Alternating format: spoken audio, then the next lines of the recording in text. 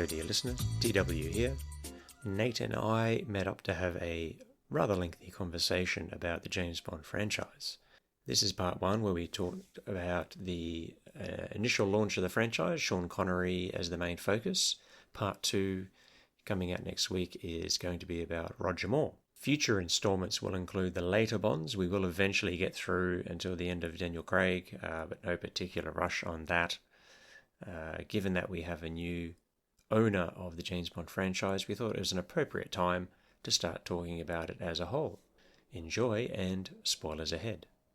Hello Nate, welcome back to Series 2. Thank you for having me back to Series 2. Yes, having said that, I don't know if this will end up being the first episode of Series 2, so this might be a bit of an erroneous, misleading introduction, because even though I'm in control of production, I still don't know entirely what's going on. But we're back, and from our point of view, our 2025 catch-up episode was not that long ago. By the time this gets released, there may be a little bit of a gap, but basically it's been the summer break. Yeah, it's been nice, it's been warm. We've survived. Yeah, true. Mostly. Yeah. I think, yeah, seems to be. I did some movie catch-ups, and some of this relates to our conversations. Okay. So I just wanted to mention, Yeah. we talked about 2025 being a good year for horror movies. Yeah. And one of the big ones that I missed was 28 Years Later. Yeah, I hadn't seen it either. I have now. What do you think? Definitely the best of the franchise. Yeah. But to be honest, I wasn't fond of the franchise before. Even the first one? Even the first one. Okay. I think it's decent, adequate zombie movie that Yeah. apparently got put up on a pedestal because there were about 8 seconds of footage of deserted London that everyone talks about that, the filming in the early morning to catch London abandoned. That's maybe the second thing people say about 28 Days Later, other than it's Danny Boyle post Trainspotting. Yeah, and I think it's because it's him and because it's British rather than American, because the big zombie stuff has always been American. I think it also it is maybe the origin of fast zombies. True, it did have some impact. Yeah, so I think it was like, it's one of those things that's it's impactful, if not necessarily good. Correct. No, because if you've watched any of Romero's zombie movies, you know exactly what's going to happen. They even do, the most famous thing, arguably, from Romero's is the second film, Dawn of the Dead, where they go to the shopping centre. Yeah. And that's quite famous because they get to go in and they have free access to everything. Yeah. And ever since that movie, late 70s, almost every zombie movie has had that scene where they go, society's collapsing, and it gives you that catharsis of going into a shop and taking what you want without paying it. And it's that happy moment before things turn to poop. Yeah. And even 28 Days Later does that scene. Yeah, this is just hitting the exact same beats. It did nothing new of substance, in my opinion. But it was all well done. It wasn't a poor film, but I think it got more credit than it deserved. I think I feel more... it's been a while since I've seen 28 Days Later, and I still really enjoy it. But, those criticisms are true. It was a zombie movie, and I think at the time, zombie stuff wasn't as oversaturated as it is now. It has become a little bit of a... Yeah, by the time The Walking Dead started, let alone went on for however many years. I'd use the phrase flogging a dead horse if... I don't know whether that applies to zombies at all. Yeah, so, and of course 28 weeks later was not great. I was talking to someone about this not long ago. It's got an incredible opening scene. Robert Carlyle. Yes. Yeah, that's incredible. That's arguably the best thing in any of the movies. True. But it doesn't maintain that, and it's almost there's a total stylistic shift. Yes, of course. It wasn't Danny Boyle involved at all, was he? Am I mistaken? No, he doesn't. He's not involved, and I think it might be Alex Garland directing. I'm not sure. Alex Garland's a consistent talent across all movies. He's the writer of all four, as far as I'm aware. There you go. I assumed that this was the fourth because I thought logically you'd have 28 months later, and they omitted that apparently. Because it's not a helpful unit of measurement. What a wasted opportunity. Yeah. So, no, it was. I just don't care about zombies. I'm the horror man. But zombies to me are the least interesting. So the fact that I went into and that's why I didn't watch it, because I just said I don't care. But I heard, I know there's more to it, and like it's a bit of it comes at an interesting time post Brexit and this sort of thing. So there's some commentary going on. Yeah. So the fact that I watched it and went, that was pretty good for someone who doesn't like zombie movies, I would say, yeah. But when it comes to horror stuff, I think zombies are the one thing where I just go, I don't care.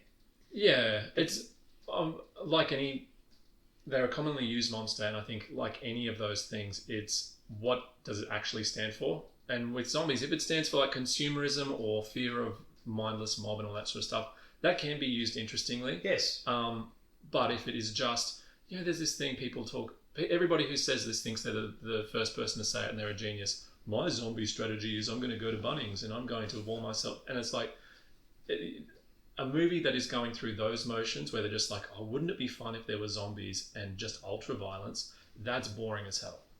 And I don't think the 28 whatever's later franchise falls into that. It's always about something. Yeah, that's true.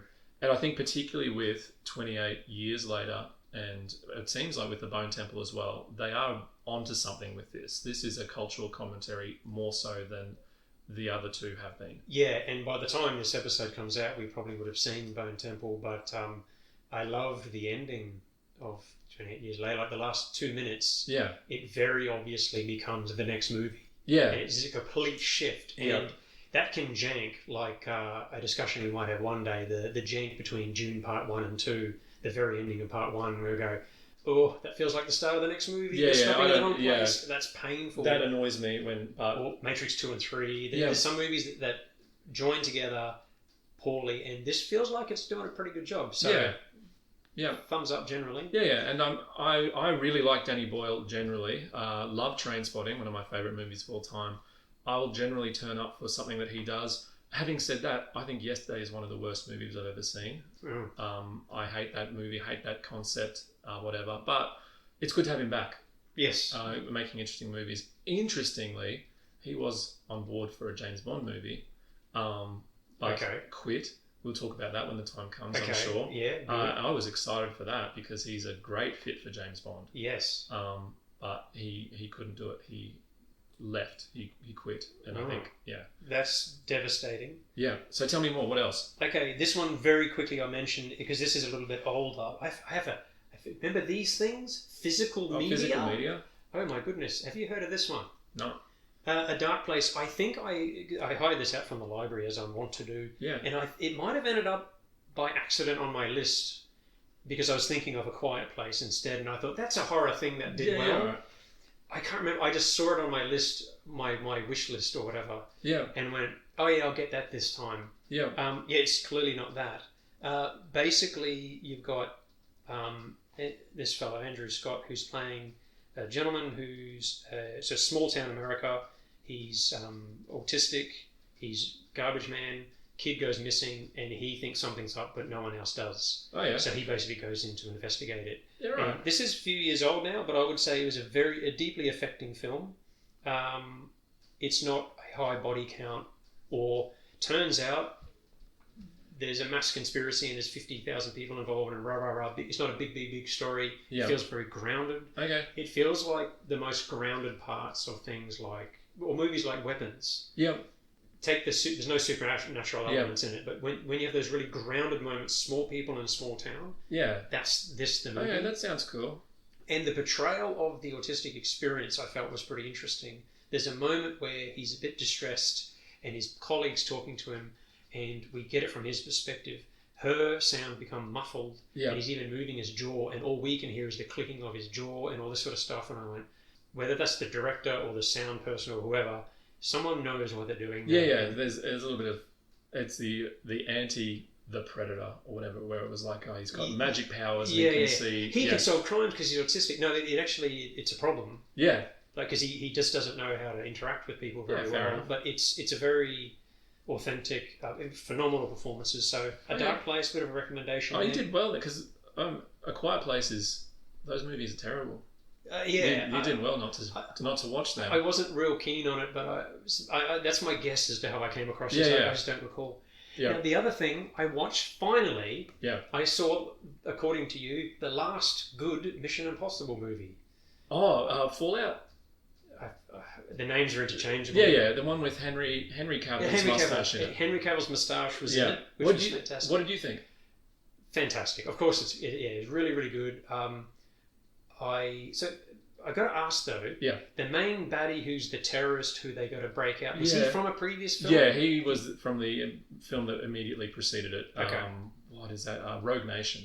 I'll take your word for it. Honestly, the names are meaningless, and this will sound like a nasty criticism, but it's not. But the reason for it is, okay, if I'm going to give you a few facts, tell me which of those three films I'm talking about. Yeah.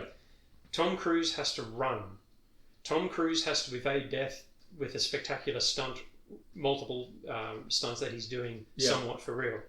Government conspiracy, that means that him and his agency have to go underground, or at least pretend to go underground. These are all the hits. This is what you get. Yeah, so which one of those three films did I mention? That is all three of them. Exactly. Yeah. So when you say Rogue Nation or Fallout, was that what we... there is those three movies, Ghost Protocol, Rogue Nation, and Fallout. Yeah. They are... It's the same on paper, they're the same movie. But if you do something well, repeat it, it's fine. I got no problems with it. They don't repeat any stunts. The stunts are always different. Yeah. You're not. But this is what my argument why the most recent two don't work is that they picked those things. Tom Cruise has to run and he has to. Evade death. And he has to go off the radar because it's a secret mission that the government, people in the government can't know about all that. They kept that stuff.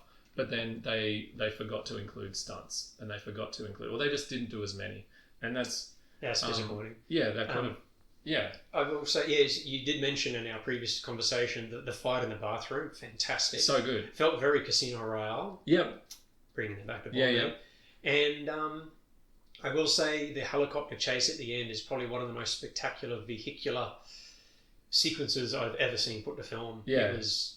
And it helps because when it's Tom Cruise, there's an element of reality to it. Yeah. How much, I don't know, but enough that makes you go, if I saw that exact scene play out the same way in a Bond film, I would have gone, oh yeah, that's good, but because it's Tom Cruise and Mission Impossible, I'm going, that idiot was probably doing something he shouldn't have. Yeah, and I think it also, because it's Tom Cruise doing it, that gives Christopher McQuarrie, I think, he's the director, I'm assuming it's him, unless it was Brad Bird, that gives him freedom to show Tom Cruise's face up close during those sequences, which he does, or they all do, and it grounds it. It makes it so it feels real. You feel like you're there, and you can see like in the most recent movie, one of the things it gets right is it has another phenomenal vehicular chase 2 hours into the movie, but it's the biplane thing.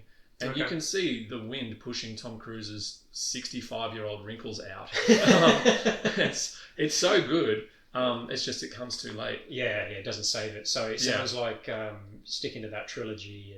They're phenomenal. Those movies are some of the best action movies ever made, I would say. Yeah, him jumping out of the plane, doing a halo jump with Carol. Yeah, so good. I wonder how much of that was manufactured or on green screen, because there'd have to be some of it, because there's no way you get actual.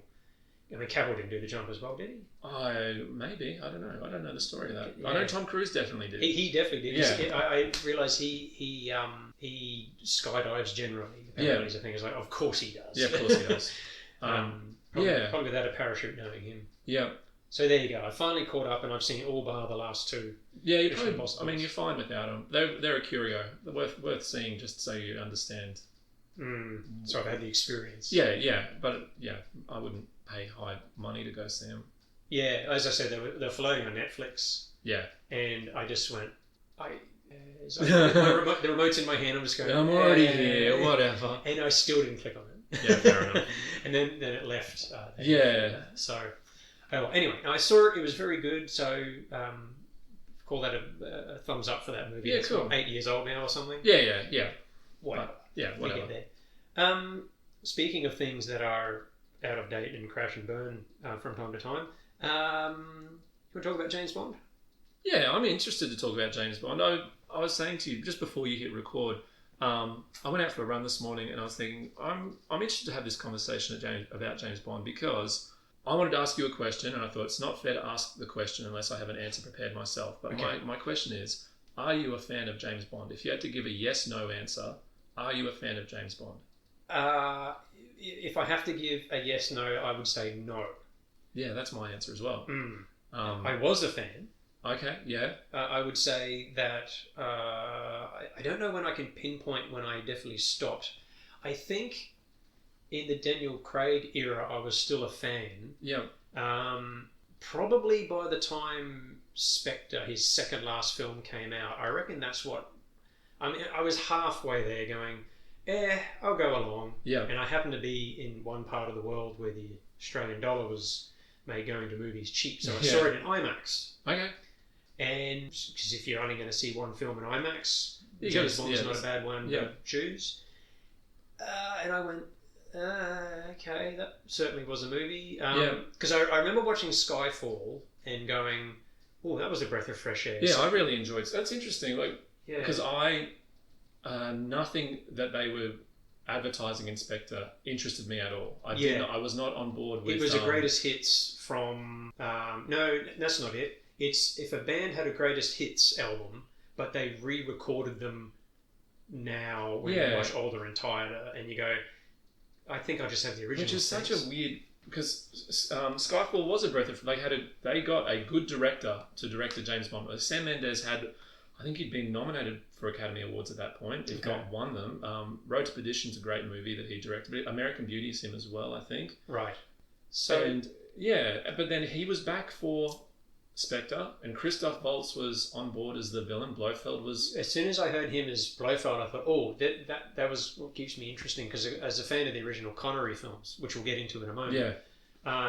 Blofeld's the big baddie, and there wasn't much continuity in the original run, No. the pre-Daniel Craig films, but the one continuity they did have was with Blofeld. Yeah. There was loose connections between the early films. Yeah. So I thought, oh, maybe they'll do it right this time. And anyway, I guess we'll come back to that. Yeah, we'll talk... I don't know. Well, this will be... I think we're going to do 2 chats about Bond, do we think, or 3?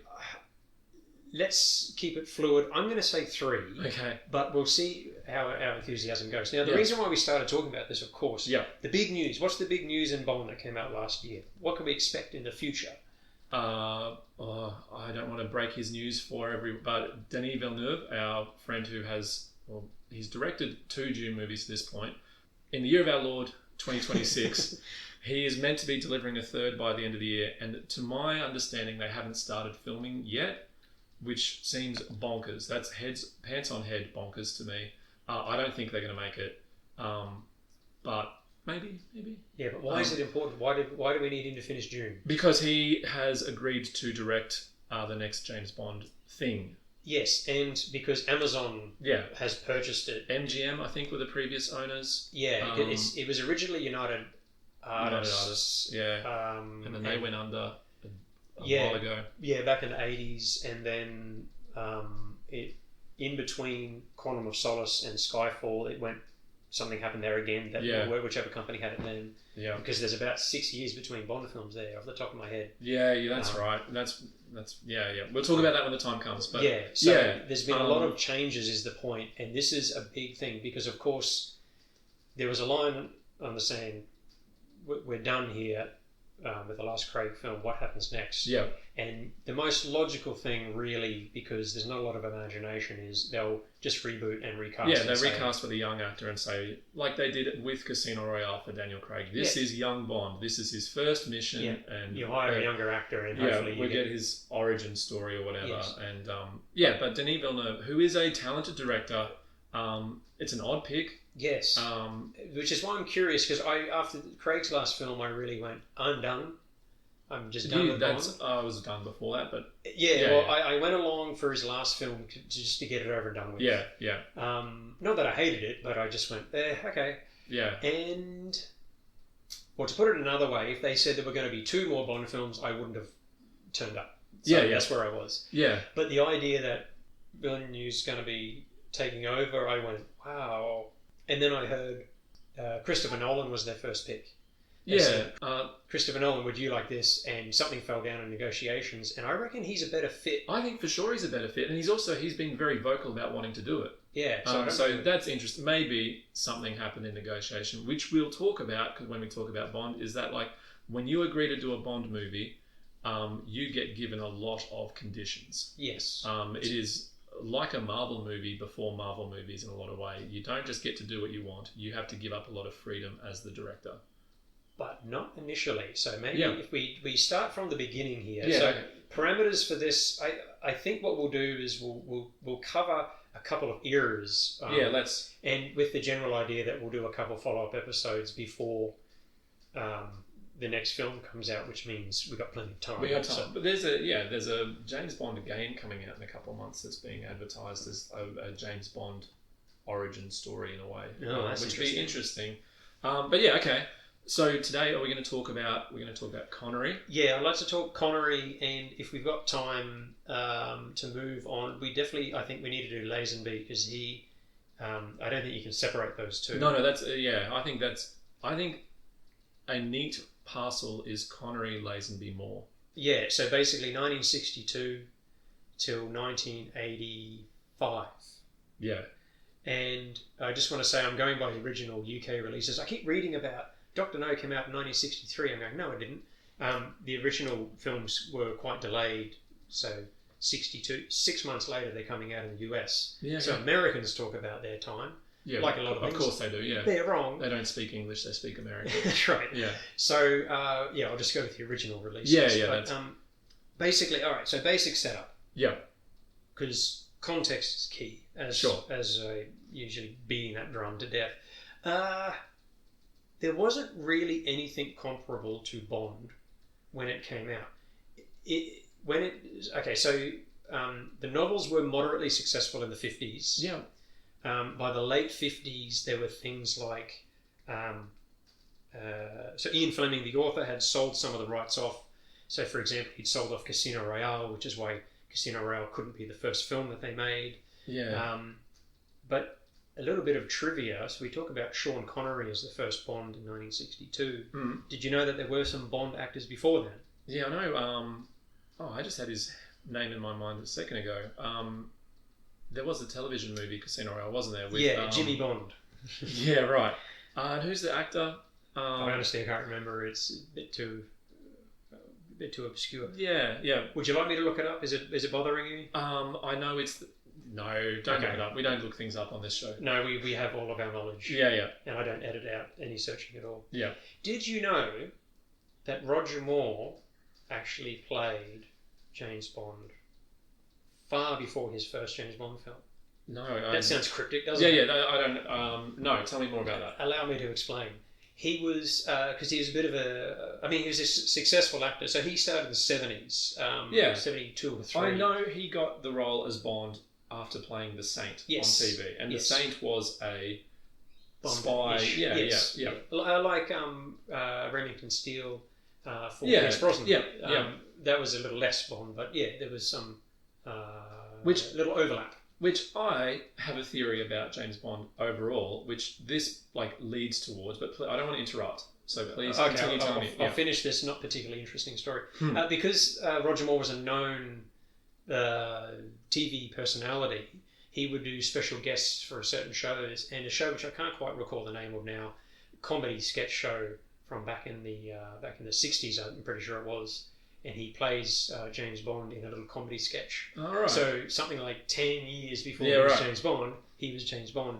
And probably that is very foreboding. It's he plays James Bond in this shitty little, pardon my language, this dinky little comedy thing with no stakes, and it's just silly before he gets given James Bond, where he plays James Bond in a series of movies where there are no stakes and everything's silly. And Yes, art and life imitating art and life, I suppose. Art imitating art. That's right. Yeah.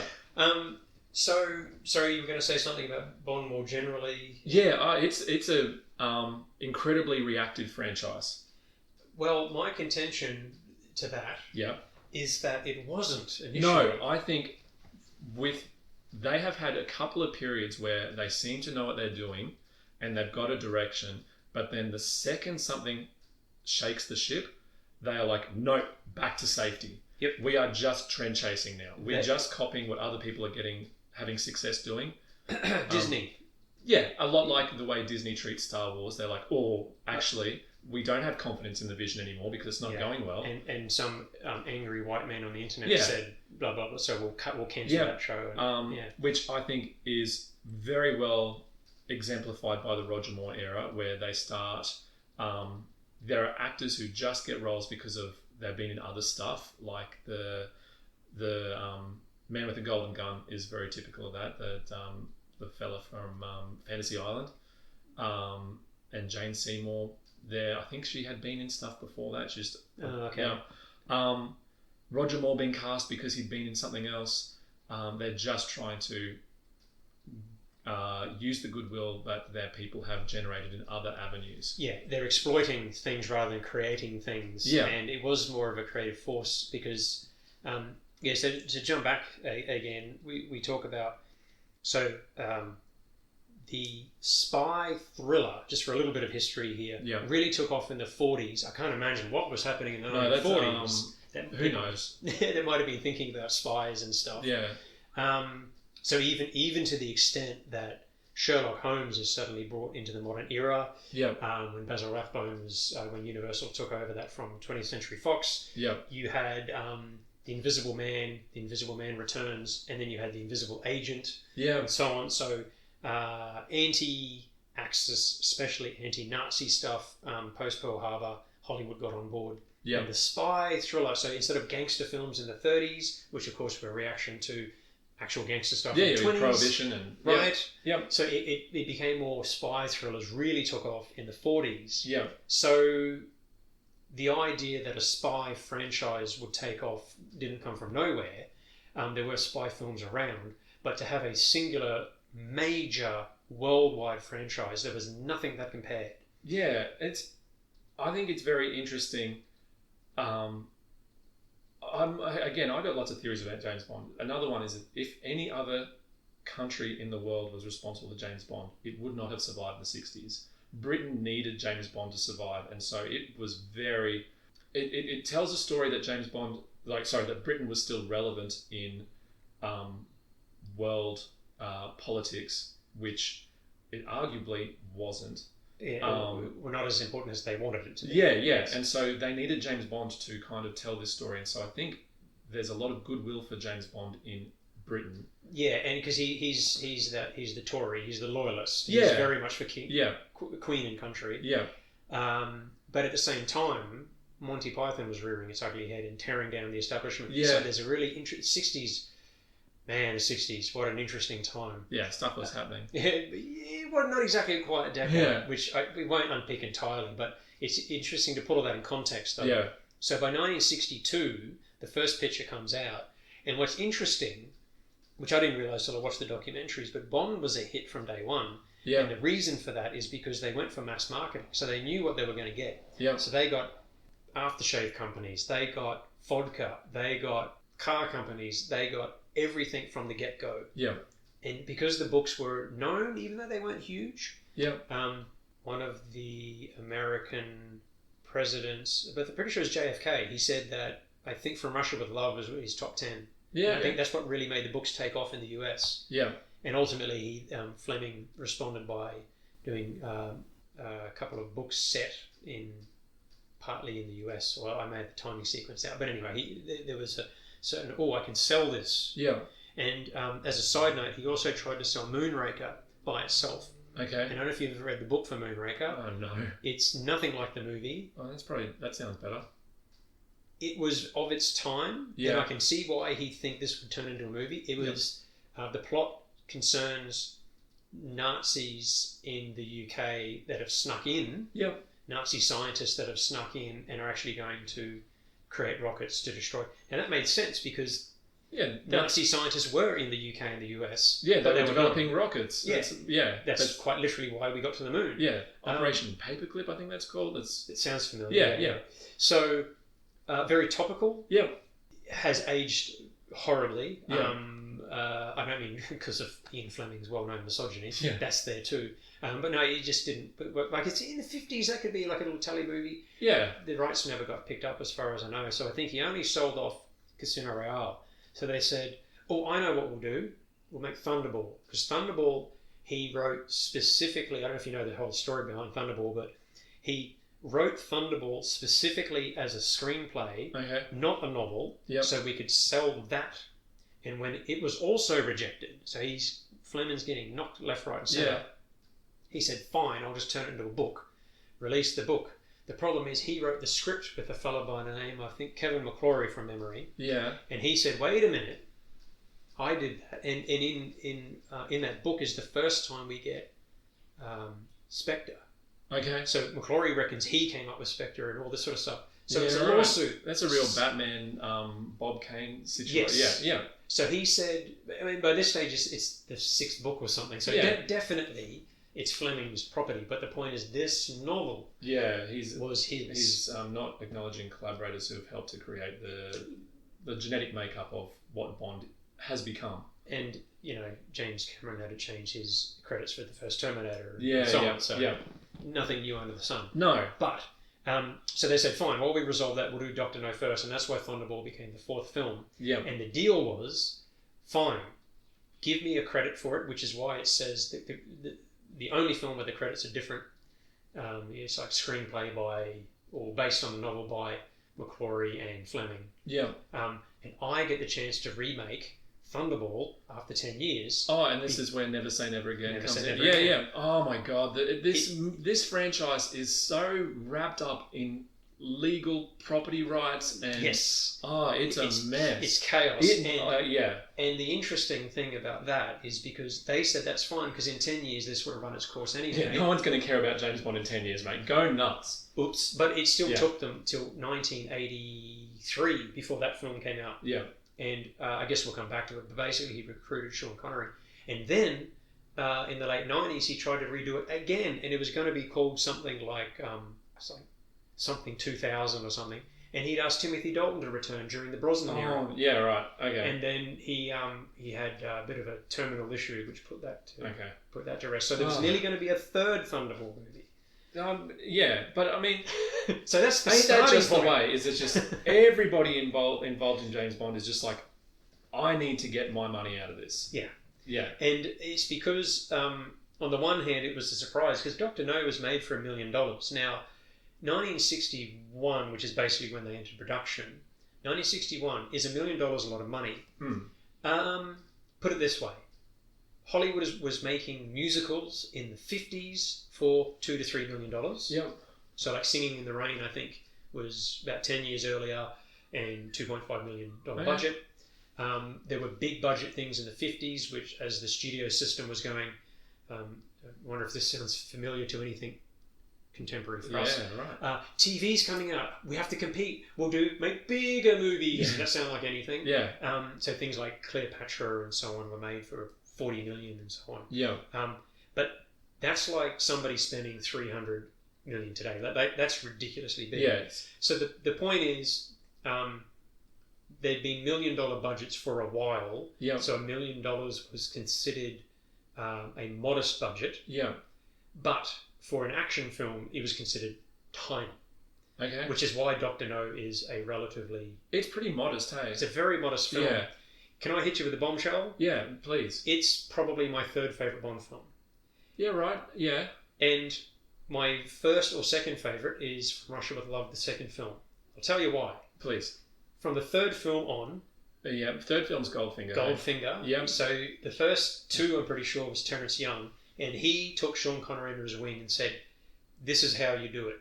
You drink champagne, you have figs and black coffee for breakfast, and this is how you dress, because that's how Terence Young lived. Yeah. He was the director. I'm pretty sure he did Thunderball as well. Guy Hamilton comes in and does Goldfinger. Yeah. He returns, by the way, for I think Live and Let Die and Man with the Golden Gun. So he nearly crushes the franchise later. Yeah. But Goldfinger defines everything. Yeah. Sean Connery's Bond is funny, silly. The first shot of Goldfinger, you see a rubber ducky. Yeah. And then he comes out with, and he's got the rubber ducky on his head, he undoes the swimming outfit, Yeah, and he's got a tuxedo underneath. Yeah. It's a farce now.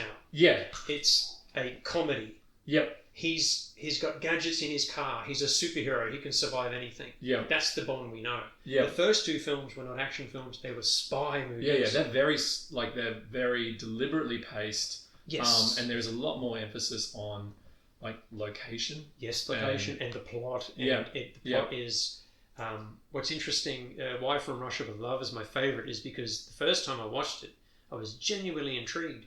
The novel, incidentally, is quite superficial. It just shows two parts. Yep. You've just got Russian KGB and MI6, and away you go. Yep. But in the movie, what they did is they added Spectre, and the idea that Spectre is playing both sides off against each other.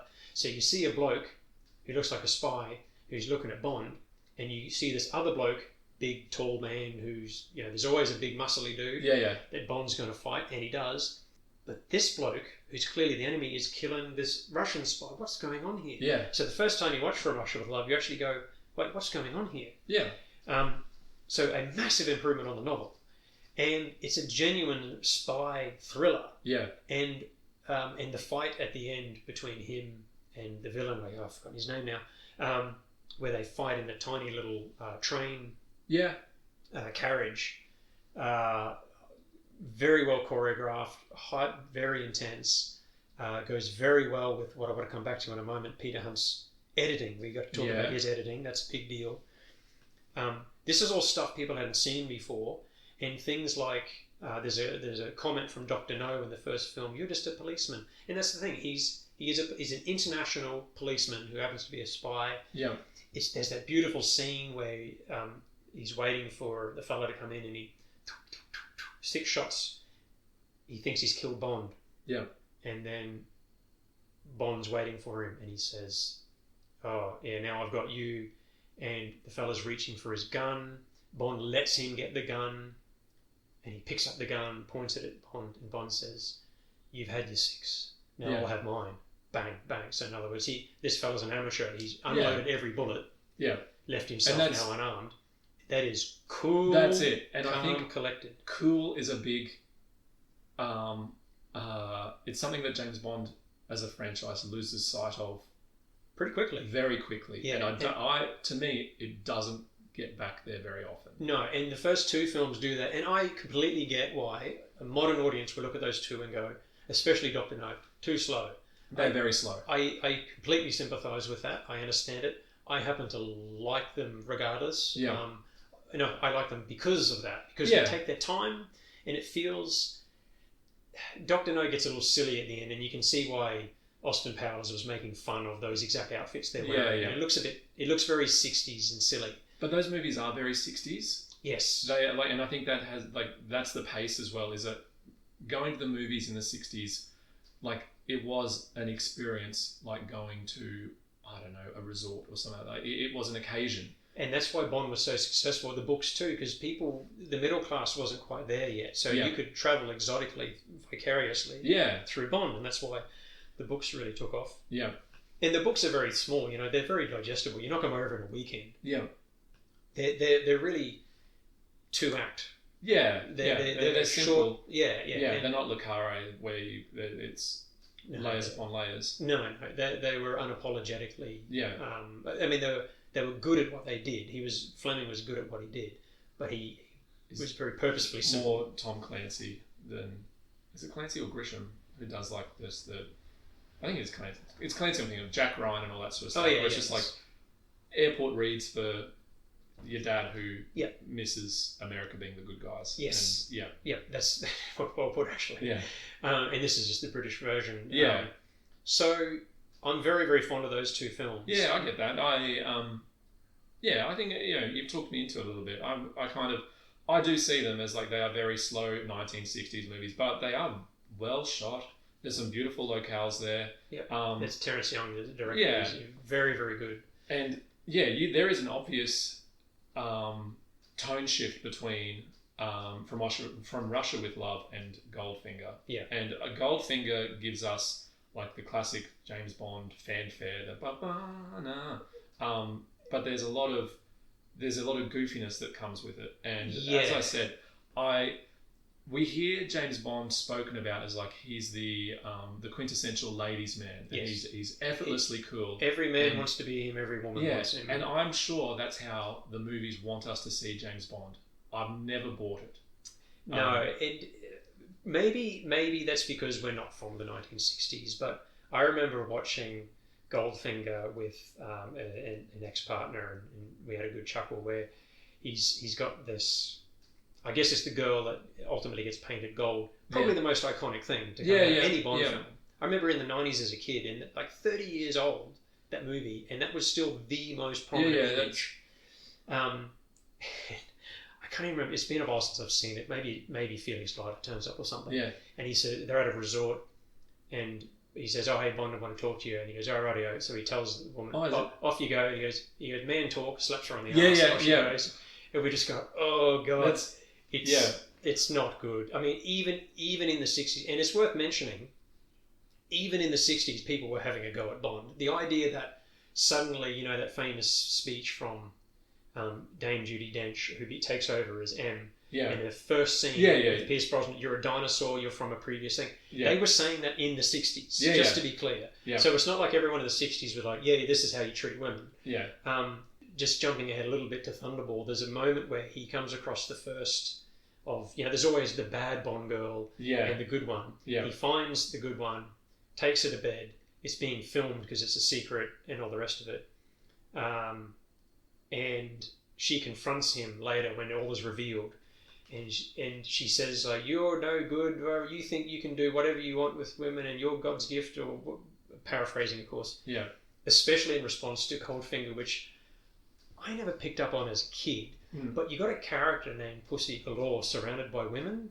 She's actually supposed to be a lesbian. As an 8-year-old watching it, I had no idea. In the novel, it's explicitly stated that she's a lesbian. But the idea that he throws her on the haystack and has his way with her, straightens her out. Of course, fixes her. Fixes the problem. So the idea that he can have any woman. So that line from Thunderball is literally word for word what a critic said of Goldfinger, and the writers gave it to her, and she's tearing him down a notch. And he says, "I know we're being watched when I took you to bed. I did it for Queen and Country. Don't think it gave me any pleasure." And she goes, "Rah!" and has a go at him. And then she ends up getting killed about 2 years later.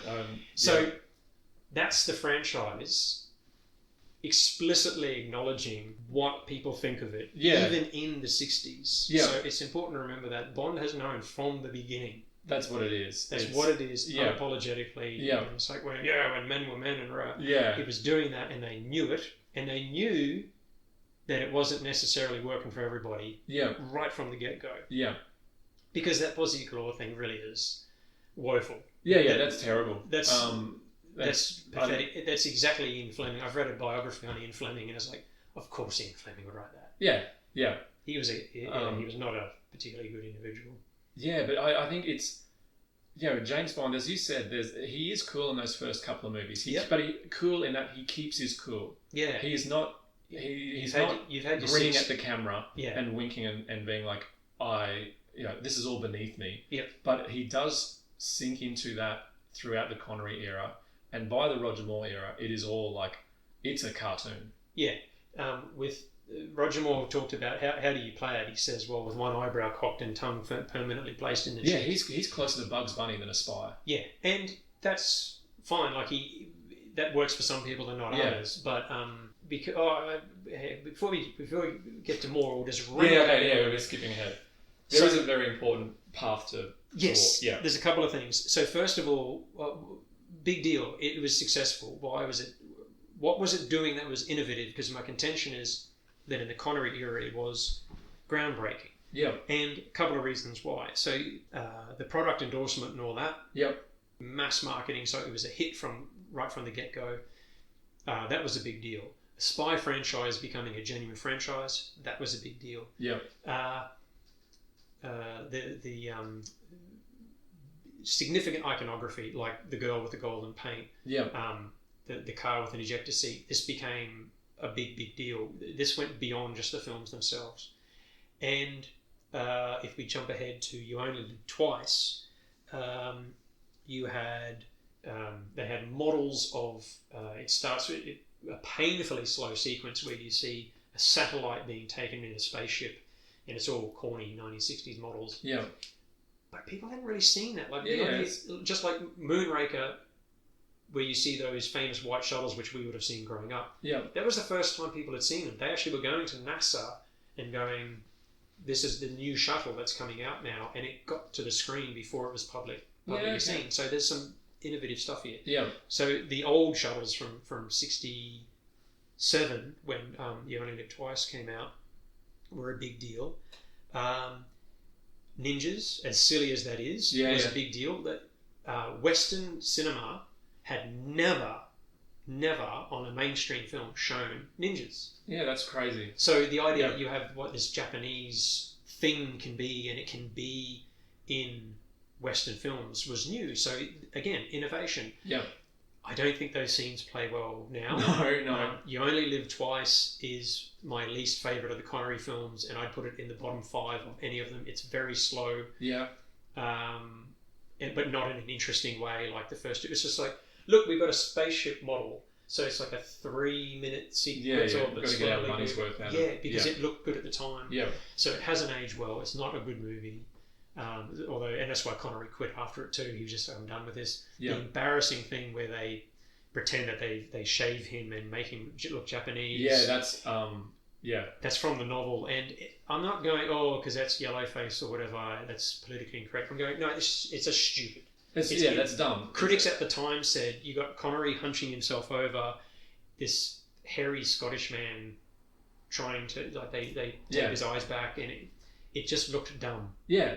It's not for me to say whether ask a Japanese person if they find it offensive. Yeah, it's not offensive. It's dumb. It's stupid. It's stupid. This is a spy movie, and this guy doesn't blend in. And this is like an idiot. This is an example of Fleming's writing not at its best. It was, I think, the second. He just had a heart attack, hence why it's called You Only Live Twice. He had his first significant heart attack. Yeah, because Fleming died during the filming of From Russia with Love, so he never got to see the fruits of his labours, basically. Yeah. And as a side note, he was very, very English. He kind of a Scottish man. Oh yeah.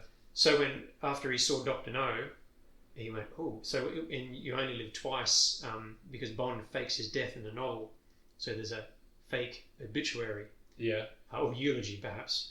And in the eulogy, it references some Scottish heritage. So that's Ian Fleming saying, actually, Connery, it's fine now. It's okay now. Because everyone else likes it, I think it's okay too. Yeah, or he genuinely saw some value. But Connery is a good Bond. He especially when you read the novels, and if you're trying to capture the essence without too much of the dated stupidity of the novels, then Connery arguably does it the best of anyone. In my opinion, he does it the best. I think I probably agree. He's the most charming of them. He definitely has the sense of people talk about behind the scenes. People who talk with Connery, he said, there's some people that just had a presence. Yeah, and you can tell, and you can see sometimes where he walks into a room, even on screen. Yeah, but they would say they'd be there, and there's actors like Clark Gable was one. Yeah, where if Bond was made 20 years earlier, and somehow before the books were made, Clark Gable would have been James Bond. And I don't know if you've watched many films with Clark Gable in it, but holy moly, you can count them on one hand. The men who are just, when they're in movies, it doesn't matter how you film them. Yeah, they just dominate. They have a presence. Something really, and Connery had that. So as good as some of the other actors were, no one's been to those heights. Connery's clearly a legend beyond legend as far as an actor. Yeah. So he was very good at what he did. Oh, and the other thing I need to mention, Peter Hunt's editing. Yeah, please. This is critical because you can draw a direct line from that to who directed the Bourne Identity? Is it Doug Liman? No. Yes, Doug Liman. Okay, so the Bourne Identity was known for its rapid cutting. Yeah, they call it shaky cam. Yeah, it's kind of disorienting. Yes, and it made a lot of sense because he was amnesiac. Yeah. Why they were still doing that same horrible editing for the second and third film is another question. Yeah. But for the first film, it thematically made sense, and it was quite innovative. You can draw a direct line from that back to Peter Hunt's editing in Dr. No. Yeah. because 1960s directing initially was a lot like 1950s directing, which is turn the camera on and let them do their thing. Yeah. And at most you might do cutaways, or you might cut to a close-up. You do some reverse shot right. for dramatic scenes, but generally it's you have your establishing shot. Yeah. And it's pretty static. Yes. If you watch the very first scene of Dr. No, when this sums up Peter Hunt better than anything. There's the point is the murder that makes Bond investigate. He's an agent and he just checks in, turns the radio on, and every day he sends in everything's okay. And during that transmission, these people burst in, smash a window, bang, shoot the secretary, bang, shoot him, he's dead, got it. Yeah. More or less. And you'll see moments like he'll pull his gun out, and before the gun is there ready to shoot, there's a couple missing frames. So it'll, the gun will move faster, and then, that silence. Yeah. Which only is in movies, incidentally. And it was cut. So as they break through the window, missing frames, the window's already broken. Yeah. As they pull the gun out, the gun's in his hand, and now he's shooting, missing frames. Choppy editing, however you want to call it. Yeah. This was the first time this was done. Okay. So this was an editing technique which was dynamic, and it looks clunky when you watch it now, to be frank. Yeah. But he was experimenting. Yeah. And as far as I know, Peter Hunt did all the editing. Ultimately, he ended up directing on Her Majesty's Secret Service. Ah, okay. He'd graduated to direction when George Lazenby took over. Yeah, right. And I think his career kind of took a nosedive after that. It got tarnished from the film. Yeah, fair. So the idea that you had things that people had never seen before, editing that was fresh, marketing that was new, an actor that people hadn't probably seen the likes of for a while, every step of the way, and even like Thunderball, the underwater sequences in Thunderball are still some of the most exciting scenes of any Bond film. Yeah. Thunderball's one of my favourites. Incidentally, watching the documentary and behind the scenes of that, when you see a scene where Connery's in a swimming pool and you see him scared because there's a shark in front of him, that's because they bug it up and there's a shark actually in front of him. The making of, you wouldn't get away with it today. The amount of sharks they killed in the process, live sharks, it's ridiculous. But worth it, question mark. Anyway, great innovative film. Yeah. So each film that came out was just bang, hit after hit. And it is interesting that there are no comparable 1960s action movies that people still watch. There are movies from the 60s that people will watch from other genres or other that hold up, like 2001 people still watch. People still watch the spaghetti westerns and all that sort of stuff. But nothing. But there's 4 Bond movies at least that people still will hold up from the 60s, being like, no, it's worth watching. Absolutely. Yeah. And the problem occurred. Connery said, "I had enough," and we'll come back to this when we eventually talk about Daniel Craig. Yeah.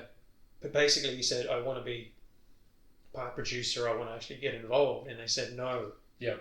They did the opposite when it came to Craig to keep him interested, and so he left.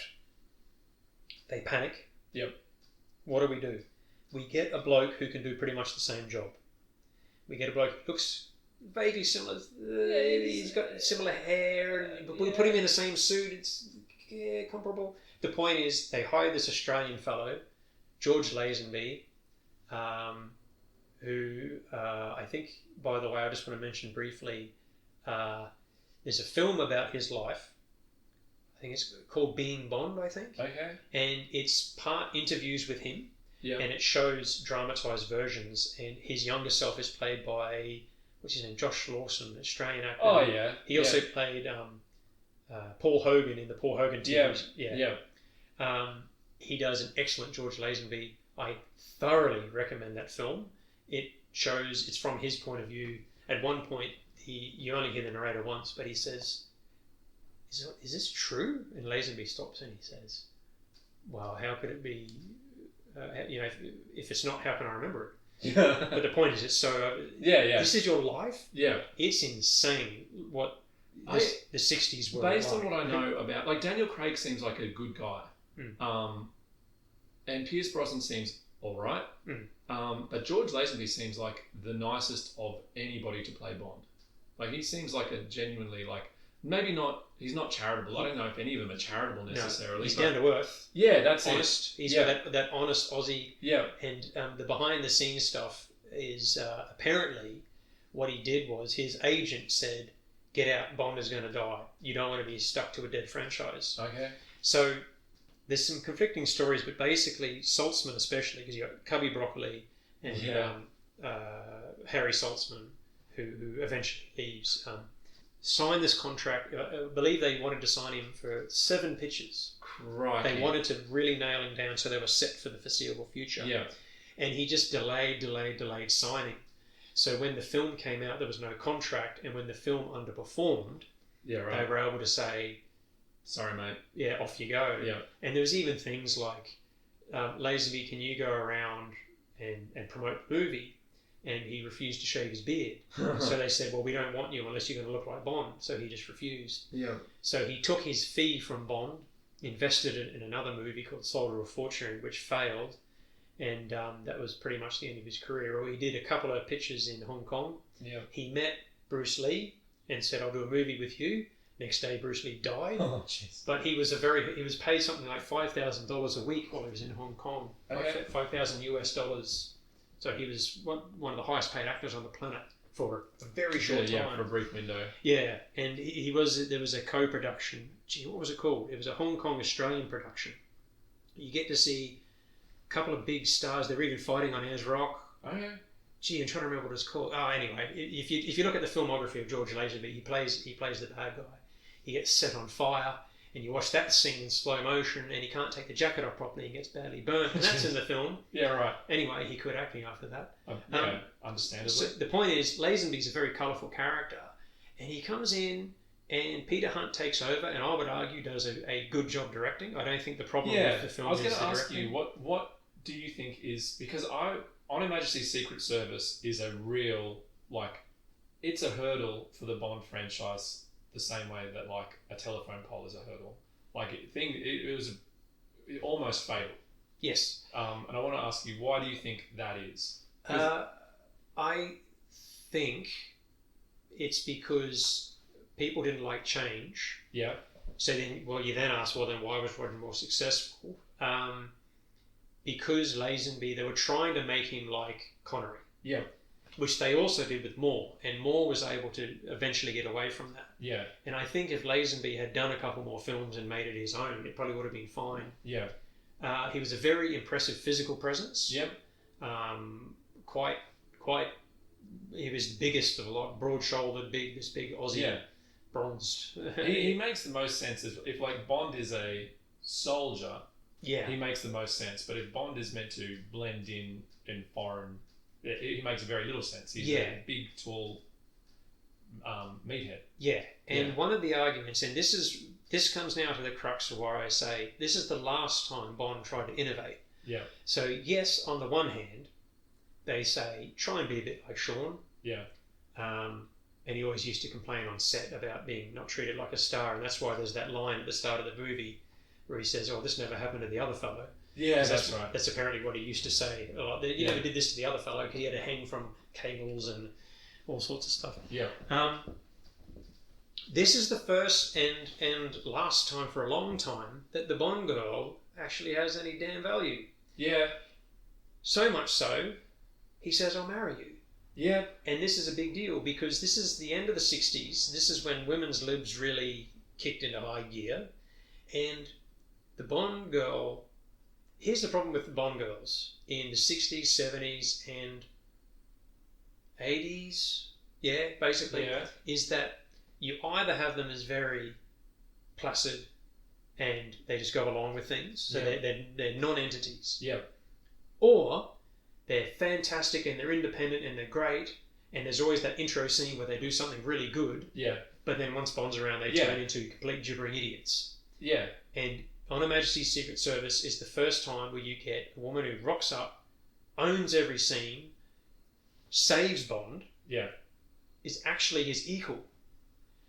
And when the film sort of failed, it still did all right, it sort of failed, they said, we don't want to do that anymore. No. Now imagine if Connery had stayed for that film, so it wasn't tarnished with, there's a new actor. Yeah. Not that Lazenby did a horrible job, but people don't he's change. He's not Connery. He's not Connery. Yeah. Now imagine that ending. Yeah. That ending, that really shocking ending, and then you move on to the next film about revenge. Yeah. And it was Connery all the way through, then it would have been... So let me rephrase. Would the lesson have been to Broccoli and Saltzman, you can have strong Bond girls? Yeah. And then think what could have happened. Probably. My take on it all is that, like, these guys are panicky idiots. Yeah. They, as soon as something underperforms or goes wrong, they're like, no, back to formula. So what did they do after Lazenby? What did they do next, Nate? They got Connery back. Do you know how they did that? With a dump truck of money, I guess. Here's a little bit of a little factoid for you. Okay. You know how actors can be pretty well paid these days? Yeah.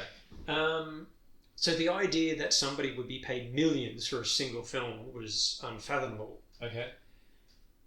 Well, there's this thing that you can do in the US. I don't know how relevant it is today because the business model's probably changed. But there's a thing where... So basically what used to happen was, okay, Nate, you're from Nate's Films Are Us or whatever. Yep. You've got a movie and you say to a theatre chain, I've got 100 copies of this film. Here's 100 of them. You show them however you like. Just give me the money. Great. Yep. So that's how you make your money. Yep. It cost me $1 million to make this movie. Those are what we call rentals, not rentals as in VHS or DVD rentals, but you rent out the physical film to theatres. That's how you make your money.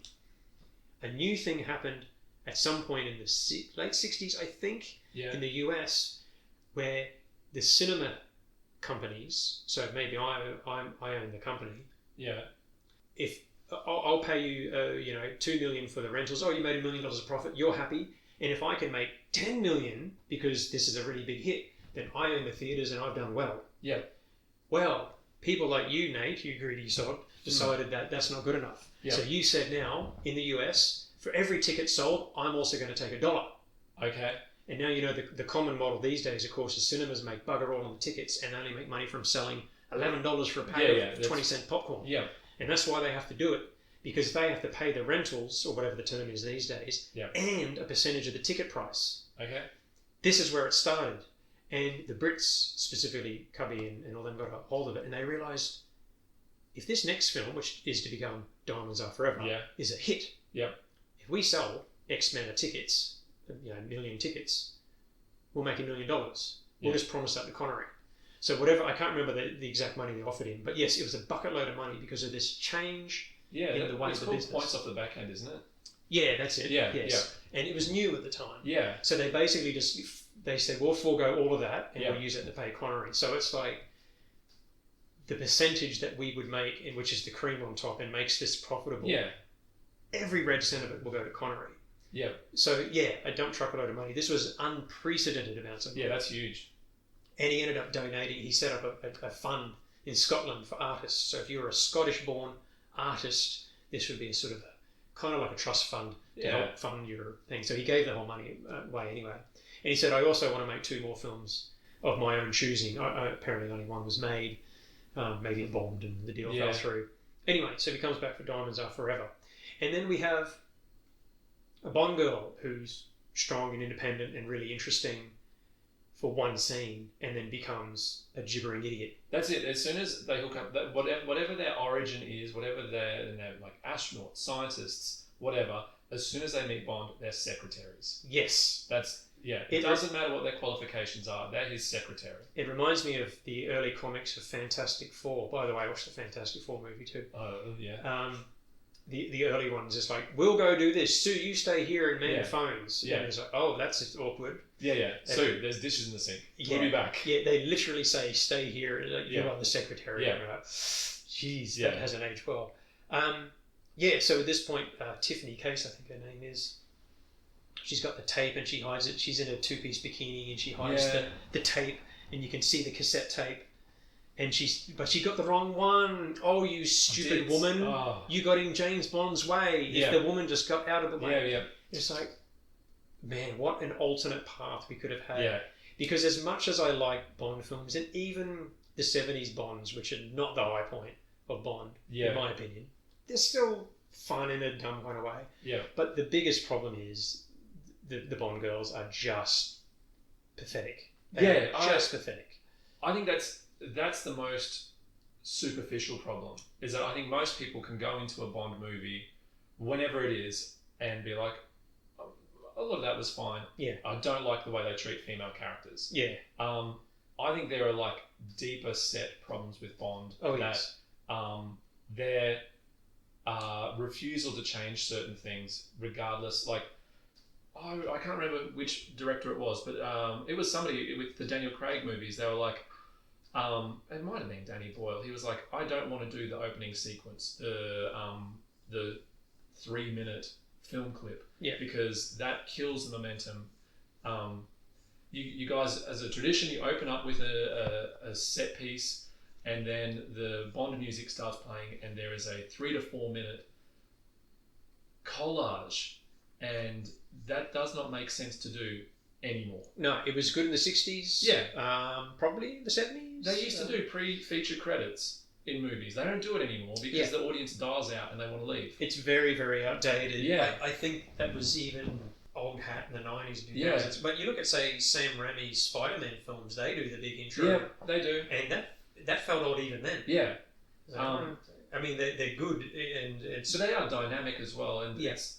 Instead of a slow jazz song. Yeah. But yeah, that is such a big, like, there's no reason for James Bond to still be doing that other than it's a stylistic choice. It's tradition. Yeah, there are things that Bond just can't let go of, and needing to have like the Bond song that ties in. They haven't had a good song for a very long time. I would say Diamonds Are Forever is the last. That was a good hit. It's a good one. That was a good one. They are generally really bad. There's one that I'll vouch for. Yeah. For Your Eyes Only, I actually quite like. Yeah. That's quite a nice pop song. Yeah. That's one of my favourites. Ooh, I think that might be about it. The 80s ones were bad. Oh yeah. View to a Kill. All Time High from Octopussy is one of the worst songs I've heard. Yeah. It is horrible. License to Kills and Living Daylights are passable, but they had a really good one from Radiohead for Spectre that they didn't use. Oh, they went with Sam Smith instead. Yeah, which is not a. That's not. It's not a good fit. It's They have no creative idea of what they're doing. No, they don't. And now speaking of chasing trends. Okay, yeah. Let's get back to this. Okay, so we're out of Lazenby. Yes, so Lazenby's done. Connery comes back for one film on the understanding it'd be one film only. And Diamonds Are Forever is fine. The funny thing is, it was not received well at the time, and the thing is, I always grew up going, it's fine. It's got some good sequences. Yeah. He's climbing up in the heights of Vegas, and it's got the two goofy hitmen in it, which is a real. I think that's a. That's direct from the novel. Yeah. Yeah, but I think it's kind of a. Let's make fun of the gay man as we kill them, kind of thing. Yeah, it does telegraph what is to come. I think a little bit. It's like a symptom of the rot that's about to reach the surface with Roger Moore's stuff. Yeah. Yeah. We need to try stuff. So cool. Try stuff. They need to stack these movies with colourful characters, and by colourful I mean like insulting. Yeah.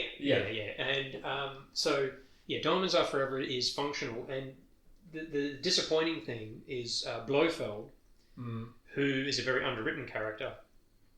What I like about it is that he's constantly hinted at, and you see the bald head and the cat. He's finally revealed as Donald Pleasance in You Only Live Twice. Little miscast. In the very next film, it's Telly Savalas. Yep. I'm familiar. Telly Savalas in On Her Majesty's Secret Service, who is by far the best of the Blofelds. He's a very good actor. And now, that character seems important. The Blofeld? Blofeld seems important to Bond. I'm sure that's going to get like resolved in a characteristically in a satisfying way, right? Yeah. And the funny thing about Diamonds Are Forever, the fellow who plays him looks different, and the idea is that he's had a. For once, they explain why someone looks different. Yeah. Like Felix Leiter was played by about 9 different actors in the original run of Bond. Yeah, okay.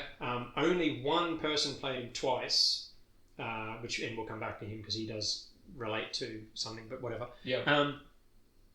Oh no, he did plastic surgery so he can go into hiding. Fine, whatever. Yeah, sure. And that actor, I forget his name, was actually in You Only Live Twice as a completely different character. Okay. Whatever. Yeah. Doesn't matter. Whatever. It's the 60s, man. There's no home video. And that's an important point. With Roger Moore, that was the first time that there was a Christmas tradition where the Bond movies would play at Christmas. Okay. And so that became a thing, or people were watching it at home, and it started to be, which is why the Moore films really took off, so that people were really inviting him to the home, which wasn't really happening so much with. That's so weird. Yeah, it was a Christmas tradition. A Christmas tradition to watch a Roger Moore James Bond movie. Yeah, apparently. Those are the least Christian movies. I know. No, don't mean that as I do mean it as an insult, but also I'm not terribly Christian. I'm not. Yeah. But like, there's no connection there. They're not family movies. They are like sleazy, like lecherous uncle movies. I can't explain why. I don't get it. The Brits are so weird, man. Agreed. But hey, I guess it's the fun holidays thing. Yeah. So, what's the demise of Blofeld like in Diamonds Are Forever, Nate? Bad. Yeah. He just gets dropped down a chimney, doesn't he?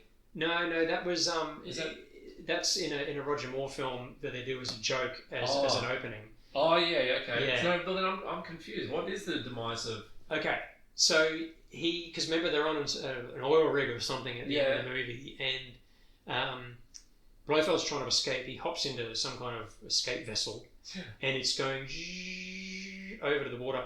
Connery, Bond gets in there. It's the crane takes over, presses a button and drops it, and it lands in the water from the platform. That's it. They had a scene where he catches up with him in a cave and they have a showdown, ran out of time, never filmed. So for 5 movies, technically all 6 movies, they're building up to this. He killed Bond's wife. Yeah, it's huge. There's so much. And they just drop him from a very survivable height and you never see him again. Yeah.